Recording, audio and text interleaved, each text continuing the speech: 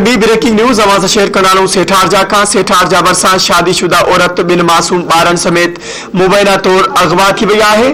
गोठ माकन कुबर जी रहवासन सिजावल इस्लामी इल्जाम है तो जवाबदार आसिफ इम्तियाज मंगनहार घर में दाखिल थी। हथियारन के जोर से घरवारी रूबीना समेत 7 वरे के पुट फराज 2 वरे की धी यास्मीन के अगवा किया है।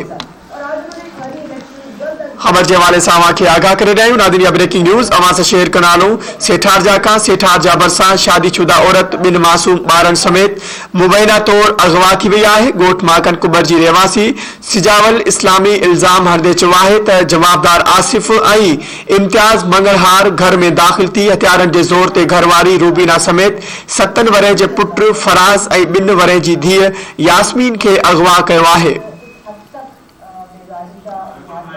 तफसील मालूम कनासी धरती टीवी सेठारजा जो रिपोर्टर आशिक हुसैन असा सा लाइन ते मौजूद है। आशिक हुसैन अपडेट कजो वधिक छा तफसील आहिन।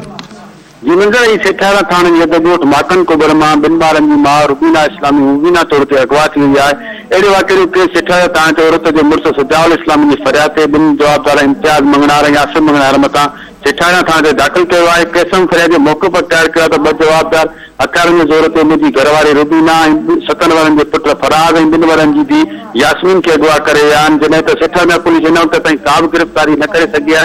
मुझे उन हवाले से सेठारजा पुलिस से ॻाल्हि ॿोल कई चवण है तो असीं केस दाखिल किया है। केस की मुख़्तलिफ़ लोगन का जांच करायूं जल्दी औरत सनत ॿारनि के बाज़िब करायो वेंदो। जी मंजर आशिक हुसैन अपडेट करने लाइ अवां जी वॾी महिरबानी।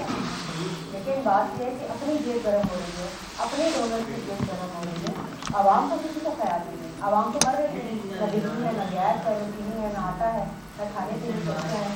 वो मुल्क का नाम नाज़रीन ही हुयूं इन वक्त जो खबरों वधिक खबरों अपडेट्स लाइ ॾिसंदा रहो धरती टीवी न्यूज़।